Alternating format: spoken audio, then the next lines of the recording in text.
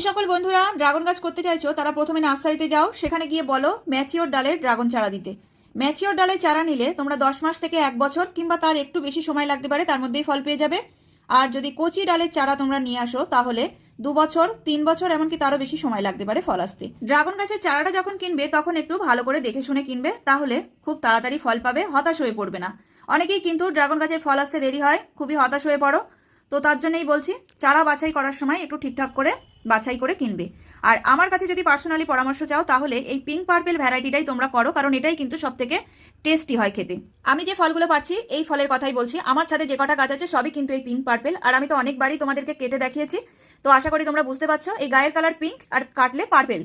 তো শখের বসে তোমরা অনেক রকম ভ্যারাইটি ড্রাগন গাছ করতে পারো, এমনকি হাইব্রিড প্রজাতির অনেক ড্রাগন ফল এখন উঠেছে, সেগুলোও করতে পারো। তবে যদি টেস্টি ফল খেতে চাও তাহলে এই পিঙ্ক পার্পেল ভ্যারাইটিটাই তোমরা নিজেদের বাড়িতে লাগাও।